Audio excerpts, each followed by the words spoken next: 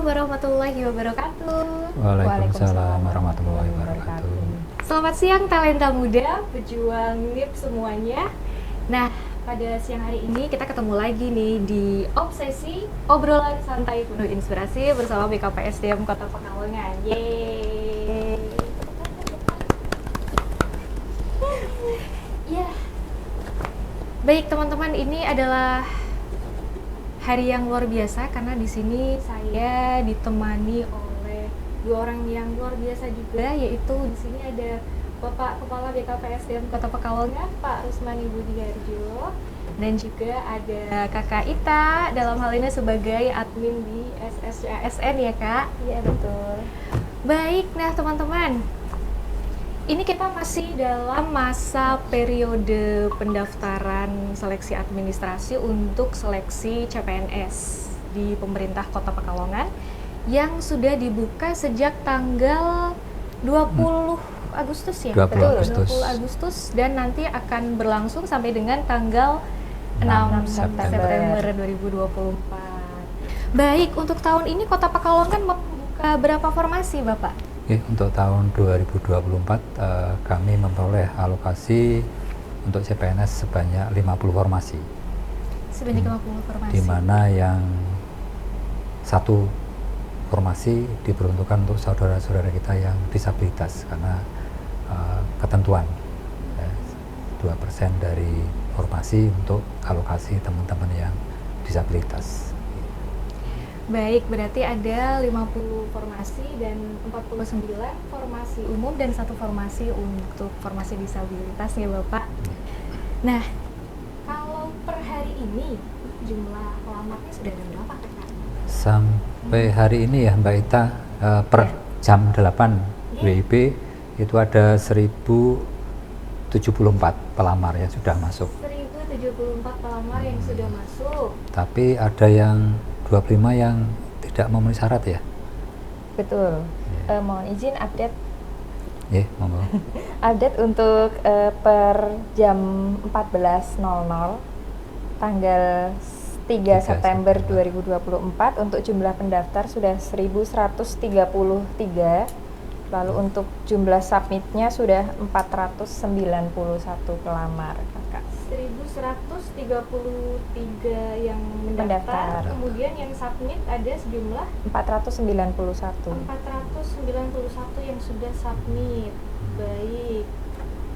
Wow, berarti ini ada berapa orang ini selisihnya yang belum submit ya teman-teman ya? 60%. 60%, masih 60%. Oke, teman-teman. Mungkin kita bisa sarankan bahwa kita nggak boleh submit yang mepet-mepet deh Bapak. Iya, Ya, betul. submitnya jangan mepet-mepet teman-teman karena ini sudah mendekati closing H-3. H-3.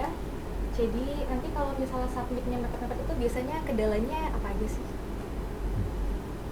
Ya, untuk submit yang mepet-mepet itu biasanya nanti karena akan banyak yang mengakses, itu biasanya websitenya bisa saja down karena banyak yang mengakses itu ya.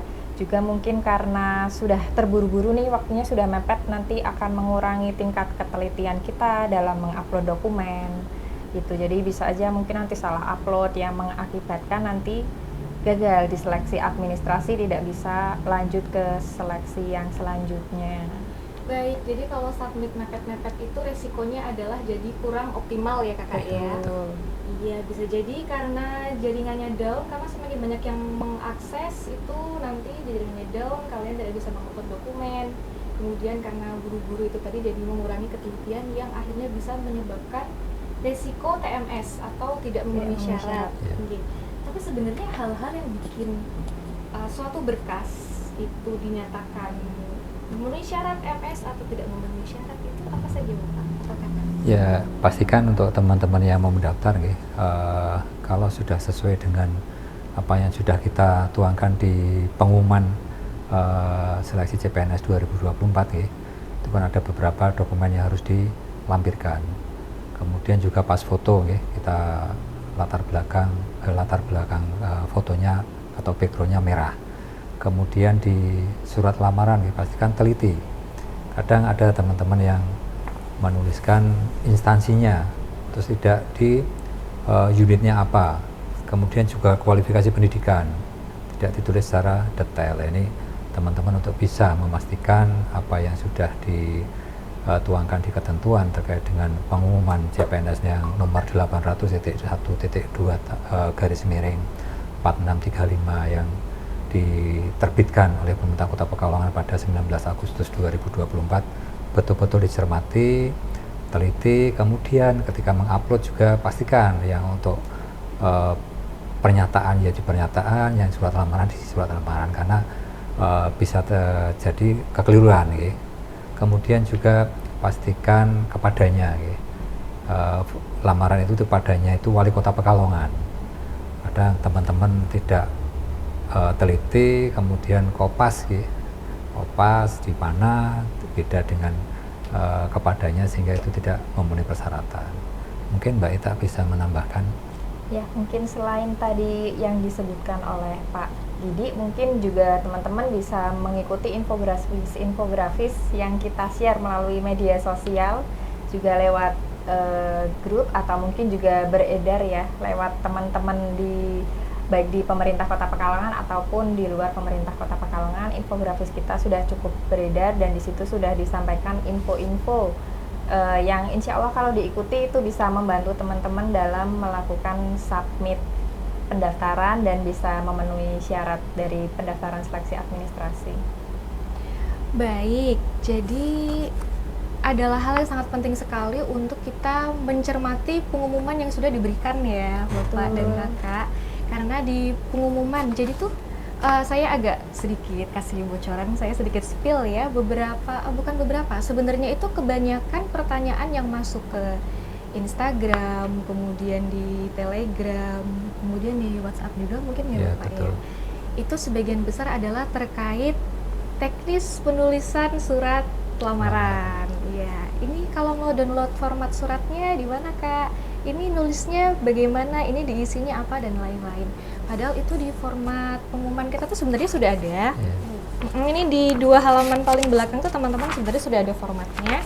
Dan kita juga sudah memberikan link di mana teman-teman itu bisa langsung download dan edit sendiri suratnya. Betul. Disesuaikan dengan formasinya masing-masing dan kualifikasinya pendidikan masing-masing. Kemudian kita juga sudah merilis beberapa FAQ yang itu sebenarnya sangat membantu teman-teman kalau teman-teman mau meluangkan waktu sedikit aja untuk membaca lagi lebih teliti gitu teman-teman. Nah, kemudian terkait pertanyaan yang masuk ke Telegram dan Instagram itu juga banyak menanyakan terkait kualifikasi pendidikan Bapak. Oh iya betul. Oke, karena kadang-kadang mereka itu galau kualifikasi pendidikannya masuk atau enggak. Terkait dengan kualifikasi pendidikan kami sudah mencantumkan di lampiran surat pengumuman ya. Pastikan teman-teman semua ketika yang kami tuangkan persyaratan kualifikasi pendidikan itu S1 ekonomi ya, S1 ekonomi berarti untuk yang manajemen, akuntansi, kemudian ekonomi syariah semua bisa masuk. Tapi ketika kami menuangkan akuntansi ya, mohon maaf yang di luar akuntansi tidak bisa, sehingga ketika kita mensyaratkan kualifikasi pendidikannya itu jurusan teman-teman fakultas ya, jurusan berarti untuk yang selain jurusan itu tidak bisa, tapi kita fakultas berarti ya untuk jurusan di fakultas tersebut bisa. Contoh yang perikanan ya, di Unikal ada budidaya perikanan atau aquaculture, itu bisa untuk mendaftar. Kemudian di teman-teman yang UIN ekonomi syariah itu juga bisa mendaftar ketika kualifikasi pendidikannya itu ekonomi. Tapi ketika kami mencantumkan S1 akuntansi, mohon maaf, karena memang terkait dengan kualifikasi pendidikan itu kami ditentukan oleh instansi pembina, kami Kemenpan RP yang memastikan kualifikasi pendidikannya sesuai dengan formasi tersebut. Mungkin Mbak Ita ada tambahan? Ya, mungkin untuk kualifikasi pendidikan itu dari beberapa pertanyaan yang sudah masuk lewat Instagram atau Telegram atau yang lainnya, itu juga beberapa sudah dijawab lewat FAQ.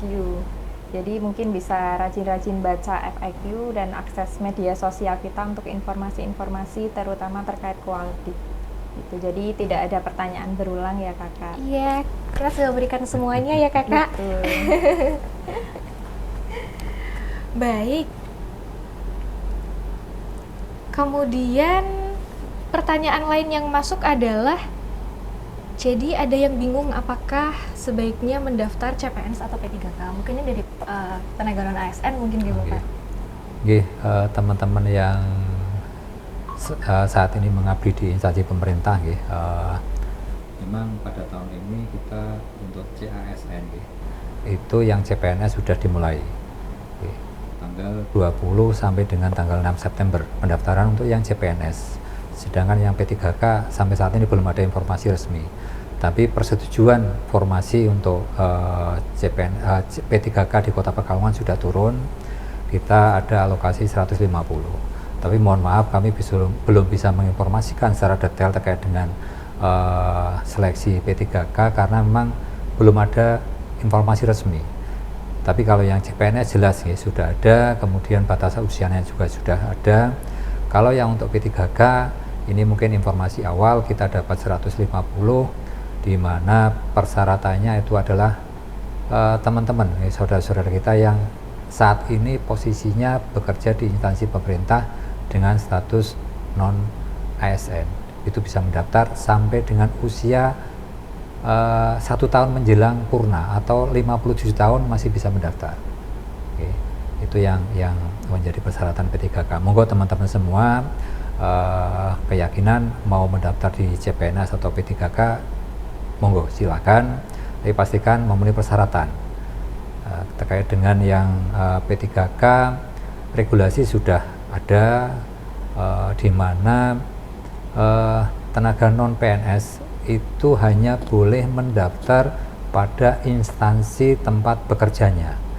Pastikan ya, instansi tempat bekerjanya itu bukan kantor, bukan perangkat daerah, tapi instansi pemerintah daerah.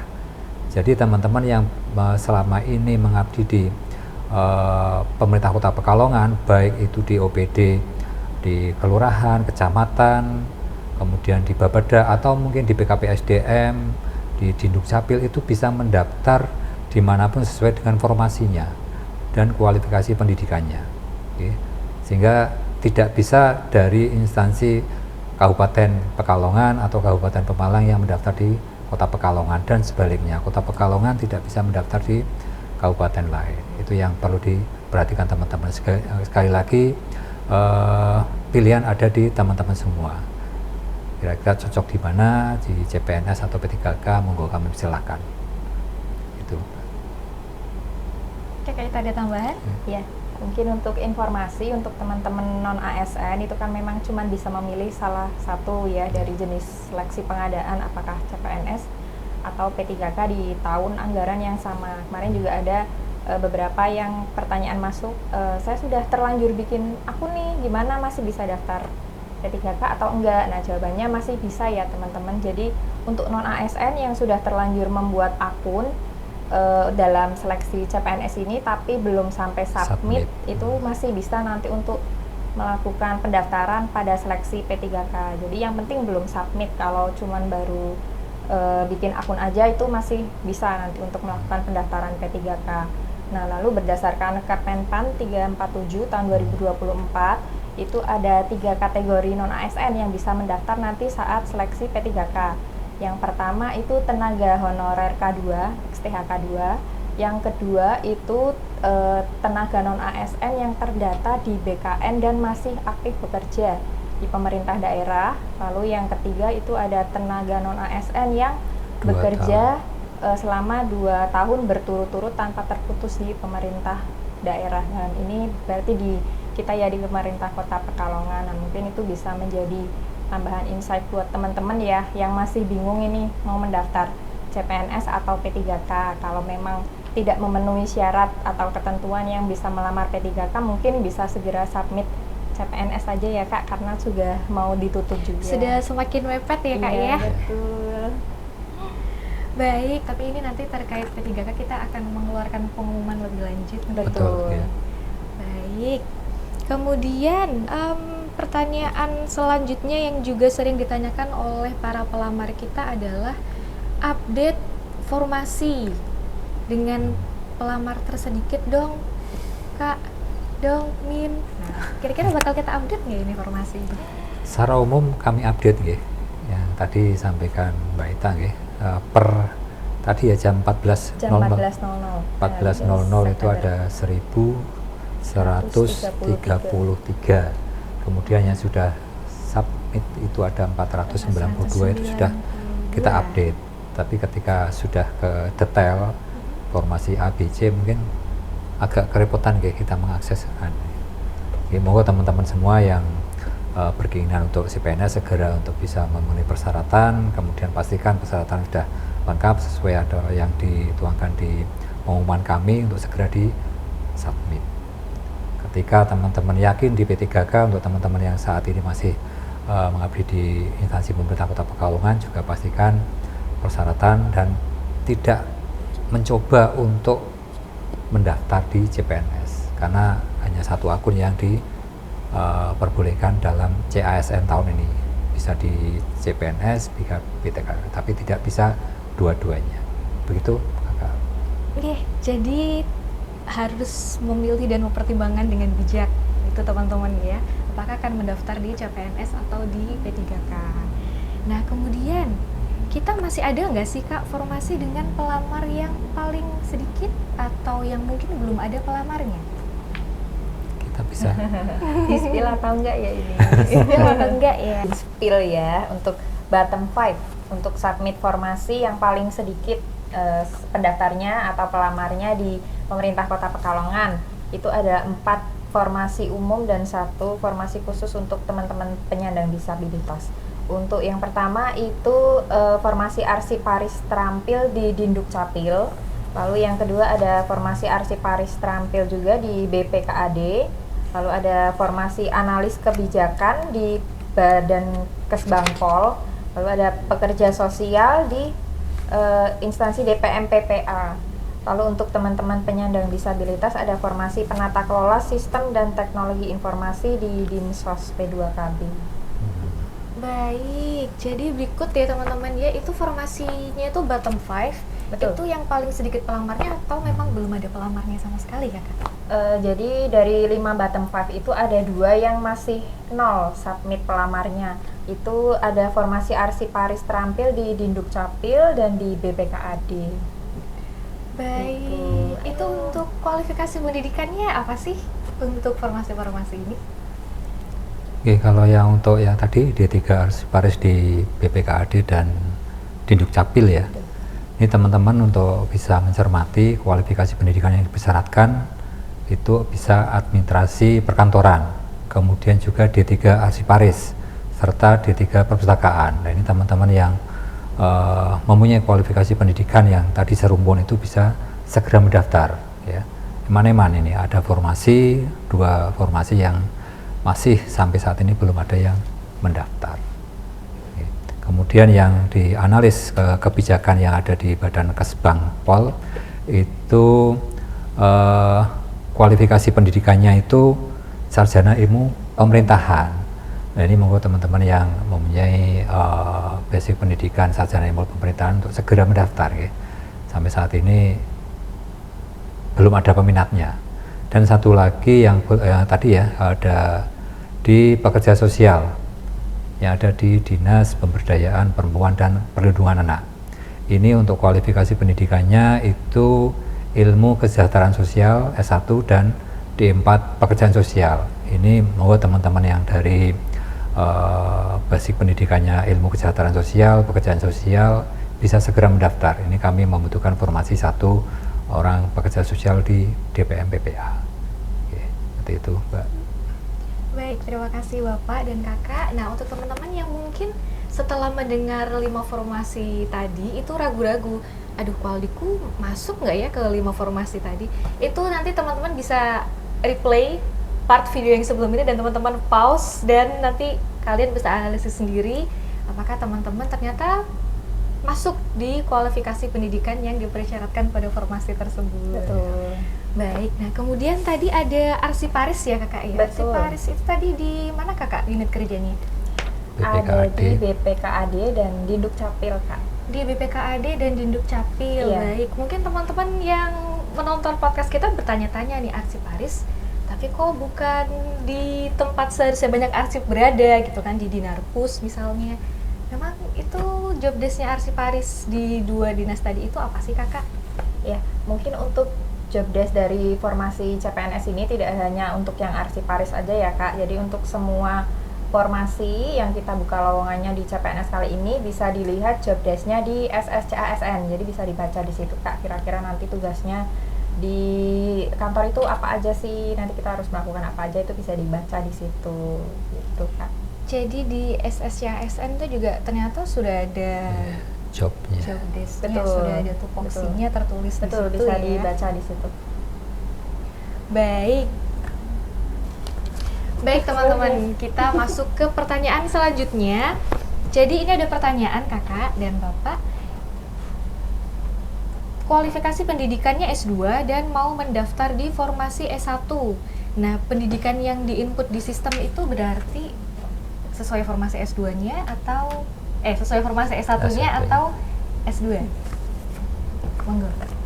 Ya, jadi yang diinput itu sesuai kualifikasi pendidikan yang dipersyaratkan ya. Jadi bisa diturunkan apabila sudah S2, dan yang dipersyaratkan S1 itu yang dipakai bisa S1-nya. Tapi jangan khawatir, nanti apabila sudah diterima ijazah S2-nya itu juga bisa diperhitungkan kembali Kak. Baik, terima kasih.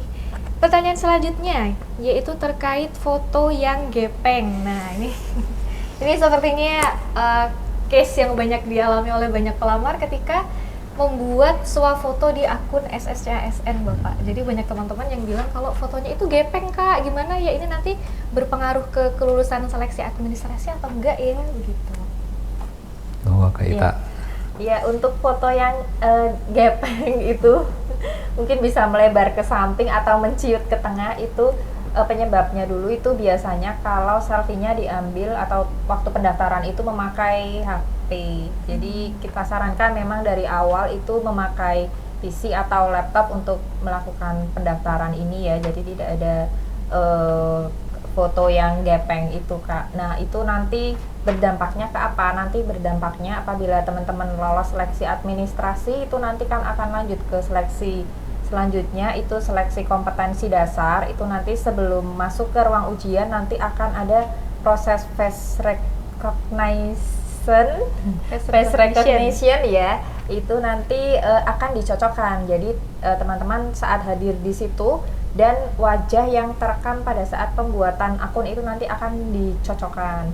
Jadi mungkin nanti akan ada sedikit kendala bagi teman-teman yang foto pendaftarannya itu gepeng, tapi nanti akan dibantu untuk sama teman-teman petugas dari Panselda dan juga Panselnas. Jadi nanti jangan khawatir, nanti tetap bisa mengikuti seleksi SKD Kak.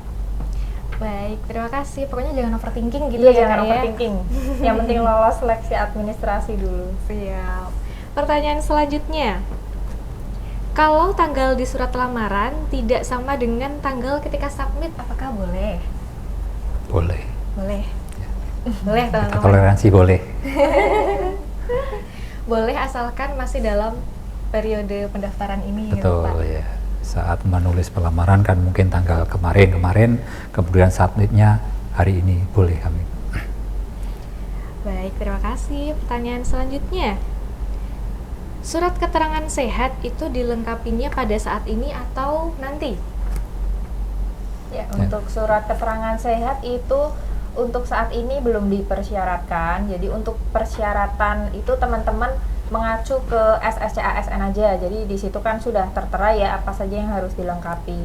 Untuk surat keterangan sehat sendiri itu nanti Kak kalau sudah pemberkasan gitu. Jadi jangan overthinking ya. Jangan sesuai overthinking. yang ada di SSCASN. Pasti disabilitas. Iya, kecuali untuk formasi yang disabilitas itu memang harus Surat keterangan. menyertakan 2 persyaratan tambahan. Itu yang pertama ada link video yang memperlihatkan kegiatan sehari-hari, dan surat keterangan disabilitas dari pemerintah, dari dokter pemerintah atau dari puskesmas. Baik. Nah, mungkin ini ada satu pertanyaan lagi Bapak dan Kakak. Izin bertanya.